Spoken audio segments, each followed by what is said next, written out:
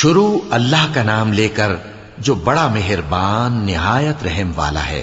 الف لام میم را۔ اے نبی، یہ کتاب الہی کی آیتیں ہیں اور جو کچھ تمہارے پروردگار کی طرف سے تم پر نازل ہوا ہے حق ہے، لیکن اکثر لوگ ایمان نہیں لاتے۔ اللہ وہی تو ہے جس نے ستونوں کے بغیر آسمان جیسا کہ تم دیکھتے ہو اتنے اونچے بنائے، پھر عرش پر جلوہ افروز ہوا اور سورج اور چاند کو کام میں لگا دیا۔ ہر ایک میعاد معین تک گردش کر رہا ہے۔ وہی دنیا کے کاموں کا انتظام کرتا ہے۔ اس طرح وہ اپنی آیتیں کھول کھول کر بیان کرتا ہے کہ تم اپنے پروردگار کے روبرو جانے کا یقین کرو۔ اور وہی ہے جس نے زمین کو پھیلایا اور اس میں پہاڑ اور دریا پیدا کیے اور ہر طرح کے میووں کی دو دو قسمیں بنائیں۔ وہی رات کو دن کا لباس پہناتا ہے۔ غور کرنے والوں کے لیے اس میں بہت سی نشانیاں ہیں۔ اور زمین میں کئی طرح کے قطعات ہیں ایک دوسرے سے ملے ہوئے، اور انگور کے باغ اور کھیتی اور کھجور کے درخت۔ بعض کی بہت سی شاخیں ہیں اور بعض کی اتنی نہیں ہوتی، باوجود کہ پانی سب کو ایک ہی ملتا ہے۔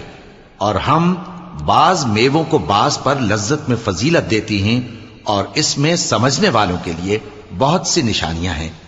اگر تم عجیب بات سننی چاہو تو کافروں کا یہ کہنا عجیب ہے کہ جب ہم مر کر مٹی ہو جائیں گے تو کیا از سر نو پیدا ہوں گے؟ یہی لوگ ہیں جو اپنے پروردگار سے منکر ہوئے ہیں، اور یہی ہیں جن کی گردنوں میں طوق ہوں گے، اور یہی اہل دوزخ ہیں کہ ہمیشہ اس میں جلتے رہیں گے۔ اور یہ لوگ بھلائی سے پہلے تم سے برائی جلدی سے مانگتے ہیں، یعنی طالب عذاب ہیں، حالانکہ ان سے پہلے عذاب واقع ہو چکے ہیں۔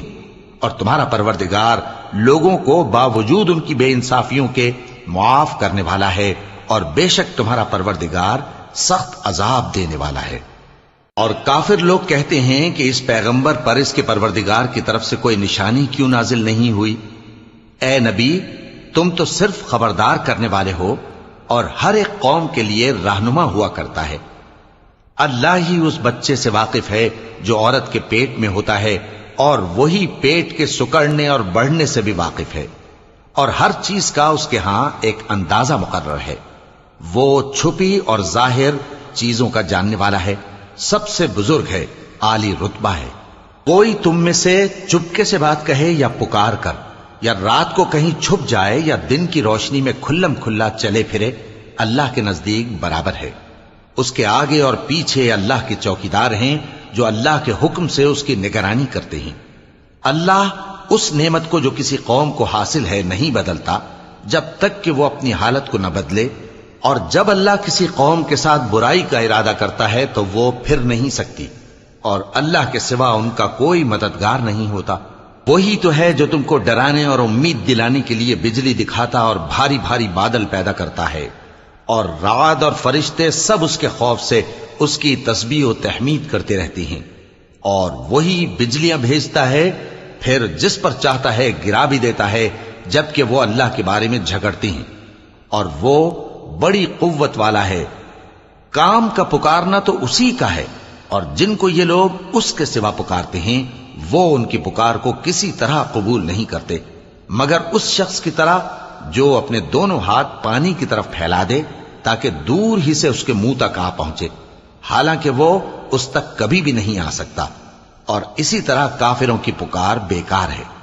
اور جتنی مخلوقات آسمانوں اور زمین میں ہے، خوشی سے یا ناخوشی سے اللہ کے آگے سجدہ کرتی ہے، اور ان کے سائے بھی صبح و شام سجدے کرتے ہیں۔ چونکہ آیت سجدہ تلاوت کی گئی ہے، لہذا سامعین پر سجدہ واجب ہے۔ ان سے پوچھو کہ آسمانوں اور زمین کا پروردگار کون ہے؟ تم ہی کہہ دو کہ اللہ۔ ان سے کہو کہ کیا تم نے اللہ کو چھوڑ کر ایسے لوگوں کو کارساز بنایا ہے جو خود اپنے نفع و نقصان کا بھی اختیار نہیں رکھتے؟ کہو کیا اندھا اور آنکھوں والا برابر ہیں، یا اندھیرا اور اجالا برابر ہو سکتا ہے؟ بھلا ان لوگوں نے جن کو اللہ کا شریک مقرر کیا ہے، کیا انہوں نے اللہ کسی مخلوقات پیدا کی ہے جس کے سبب ان کے لیے مخلوقات مشتبہ ہو گئی ہے؟ کہہ دو کہ اللہ ہی ہر چیز کا پیدا کرنے والا ہے، اور وہ یکتا ہے، بڑا زبردست ہے۔ اسی نے آسمان سے مے برسایا، پھر اس سے اپنے اپنے اندازے کے مطابق نالے بہ نکلے، پھر پانی پر پھولا ہوا جھاگ آ گیا، اور جس چیز کو زیور یا کوئی اور سامان بنانے کے لیے آگ میں تپاتے ہیں اس میں بھی ایسا ہی جھاگ ہوتا ہے۔ اس طرح اللہ حق و باطل کی مثال بیان فرماتا ہے۔ سو جھاگ تو سوکھ کر زائل ہو جاتا ہے، اور پانی جو لوگوں کو فائدہ پہنچاتا ہے وہ زمین میں ٹھہرا رہتا ہے۔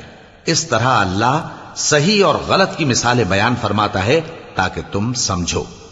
جن لوگوں نے اللہ کے حکم کو قبول کیا ان کی حالت بہت بہتر ہوگی، اور جنہوں نے اس کو قبول نہ کیا اگر روئے زمین کے سب خزانے ان کے اختیار میں ہوں تو وہ سب کے سب اور ان کے ساتھ اتنے ہی اور نجات کے بدلے میں صرف کر ڈالیں، مگر نجات کہاں؟ ایسے لوگوں کا حساب بھی برا ہوگا اور ان کا ٹھکانہ بھی دوزخ ہے، اور وہ بری جگہ ہے۔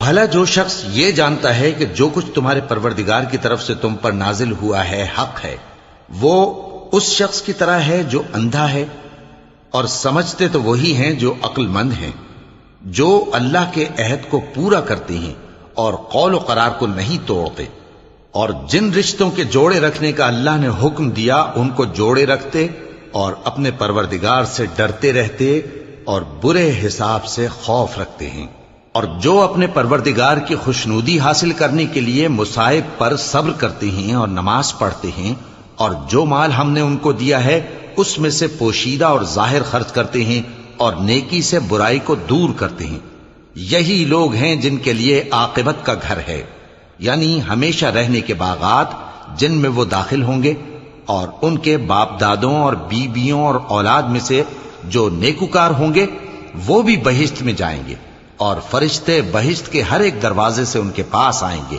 اور کہیں گے تم پر سلام ہو، یہ تمہاری ثابت قدمی کا بدلہ ہے، اور عاقبت کا گھر خوب گھر ہے۔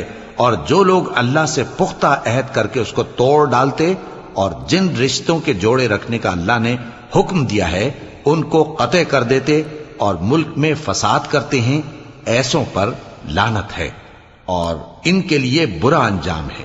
اللہ جس کا چاہتا ہے رزق فراخ کر دیتا ہے اور جس کا چاہتا ہے تنگ کر دیتا ہے، اور کافر لوگ دنیا کی زندگی پر خوش ہو رہے ہیں، اور دنیا کی زندگی آخرت کے مقابلے میں بہت تھوڑا سامان ہے۔ اور کافر کہتے ہیں کہ اس پیغمبر پر اس کے پروردگار کی طرف سے کوئی نشانی کیوں نازل نہیں ہوئی؟ کہہ دو کہ اللہ جسے چاہتا ہے گمراہ کرتا ہے، اور جو اس کی طرف رجوع ہوتا ہے اس کو اپنی طرف کا رستہ دکھاتا ہے، یعنی ان کو جو ایمان لاتے اور جن کے دل اللہ کی یاد سے آرام پاتے ہیں ان کو۔ اور سن رکھو کہ اللہ کی یاد سے ہی دل آرام پاتے ہیں۔ جو لوگ ایمان لائے اور عمل نیک کیے ان کے لیے خوشحالی اور عمدہ ٹھکانہ ہے۔ جس طرح ہم پہلے پیغمبر بھیجتے رہے ہیں اسی طرح اے نبی ہم نے تم کو اس امت میں جس سے پہلے بہت سی امتیں گزر چکی ہیں بھیجا ہے، تاکہ تم ان کو وہ کتاب جو ہم نے تمہاری طرف بھیجی ہے پڑھ کر سنا دو۔ اور یہ لوگ رحمان کو نہیں مانتے، کہہ دو وہی تو میرا پروردگار ہے، اس کے سوا کوئی معبود نہیں، میں اسی پر بھروسہ رکھتا ہوں اور اسی کی طرف رجوع کرتا ہوں۔ اور اگر کوئی قرآن ایسا ہوتا کہ اس کی تاثیر سے پہاڑ چل پڑتے یا زمین پھٹ جاتی یا مردوں سے کلام کر سکتے تو کیا یہ لوگ ایمان لے آتے؟ بات یہ ہے کہ سب باتیں اللہ کے اختیار میں ہیں، تو کیا مومنوں کو اس سے اطمینان نہیں ہوا کہ اگر اللہ چاہتا تو سب لوگوں کو ہدایت کے رستے پر چلا دیتا؟ اور کافروں پر ہمیشہ ان کے اعمال کے بدلے آفت آتی رہے گی یا ان کے مکانات کے قریب نازل ہوتی رہے گی یہاں تک کہ اللہ کا وعدہ آ پہنچے۔ بے شک اللہ وعدہ خلاف نہیں کرتا۔ اور تم سے پہلے بھی رسولوں کے ساتھ تمسخر ہوتے رہے ہیں، تو میں نے کافروں کو مہلت دی، پھر میں نے ان کو پکڑ لیا، سو دیکھ لو کہ میرا عذاب کیسا رہا۔ تو کیا وہ جو ہر شخص کے اعمال کا نگراں و نگہبان ہے وہ بتوں کی طرح بے علم و بے خبر ہو سکتا ہے؟ اور ان لوگوں نے اللہ کے شریک مقرر کر رکھے ہیں، ان سے کہو کہ ذرا ان کے نام تو لو۔ کیا تم اسے ایسی چیزیں بتاتے ہو جو روئے زمین پر ہیں اور اسے معلوم نہیں، یا تم لوگ محض سطحی بات کی تقلید کرتے ہو؟ اصل یہ ہے کہ کافروں کو ان کے فریب خوبصورت معلوم ہوتے ہیں اور وہ ہدایت کے رستے سے روک لیے گئے ہیں، اور جسے اللہ گمراہ رہنے دے اسے کوئی ہدایت کرنے والا نہیں۔ ان کو دنیا کی زندگی میں بھی عذاب ہے اور آخرت کا عذاب تو بہت ہی سخت ہے، اور ان کو اللہ کے عذاب سے کوئی بھی بچانے والا نہیں۔ جس جنت کا پرہیزگاروں سے وعدہ کیا گیا ہے اس کی شان یہ ہے کہ اس کے نیچے نہریں بہہ رہی ہیں، اس کے پھل ہمیشہ باقی رہنے والے ہیں اور اس کے سائے بھی۔ یہ ان لوگوں کا انجام ہے جو متقی ہیں، اور کافروں کا انجام دوزخ ہے۔ اور جن لوگوں کو ہم نے کتاب دی ہے وہ اس کتاب سے جو تم پر نازل ہوئی ہے خوش ہوتی ہیں، اور بعض فرقے اس کی بعض باتیں نہیں بھی مانتے۔ کہہ دو کہ مجھ کو یہی حکم ہوا ہے کہ اللہ ہی کی عبادت کروں اور اس کے ساتھ کسی کو شریک نہ بناؤں۔ میں اسی کی طرف بلاتا ہوں اور اسی کی طرف مجھے لوٹنا ہے۔ اور اسی طرح ہم نے اس قرآن کو عربی زبان کا فرمان بنا کر نازل کیا ہے، اور اگر تم علم آ جانے کے بعد ان لوگوں کی خواہشوں کے پیچھے چلو گے تو اللہ کے سامنے کوئی نہ تمہارا مددگار ہوگا اور نہ کوئی بچانے والا۔ اور اے نبی، ہم نے تم سے پہلے بھی پیغمبر بھیجے تھے اور ان کو بیویاں اور اولاد بھی دی تھیں، اور کسی پیغمبر کے اختیار کی بات نہ تھی کہ اللہ کے حکم کے بغیر کوئی نشانی لے آتا۔ ہر حکم قضا کتاب میں لکھا ہوا ہے۔ اللہ جس چیز کو چاہتا ہے مٹا دیتا ہے اور جس کو چاہتا ہے باقی رکھتا ہے، اور اسی کے پاس اصل کتاب ہے۔ اور اگر ہم کوئی عذاب جس کا ان لوگوں سے وعدہ کرتے ہیں تمہیں دکھائیں، یعنی تمہارے روبرو ان پر نازل کریں، یا تمہاری مدت حیات پوری کر دیں، یعنی تمہارے انتقال کے بعد عذاب بھیجیں، تو تمہارا کام ہمارے احکام کا پہنچا دینا ہے اور ہمارا کام حساب لینا ہے۔ کیا انہوں نے نہیں دیکھا کہ ہم زمین کو اس کے کناروں سے گھٹاتے چلے آ رہے ہیں؟ اور اللہ جیسا چاہتا ہے حکم کرتا ہے، کوئی اس کے حکم کا رد کرنے والا نہیں، اور وہ جلد حساب لینے والا ہے۔ جو لوگ ان سے پہلے تھے وہ بھی بہتیری تدبیریں کرتے رہے ہیں، سو تدبیر تو سب اللہ ہی کی ہوتی ہے۔ ہر شخص جو کچھ کر رہا ہے اللہ اسے جانتا ہے، اور کافر جلد معلوم کر لیں گے کہ آخرت میں اچھا انجام کس کے لیے ہوتا ہے۔ اور کافر لوگ کہتے ہیں کہ تم پیغمبر نہیں ہو۔ کہہ دو کہ میرے اور تمہارے درمیان اللہ اور وہ شخص جس کے پاس کتاب آسمانی کا علم ہے بطور گواہ کافی ہے۔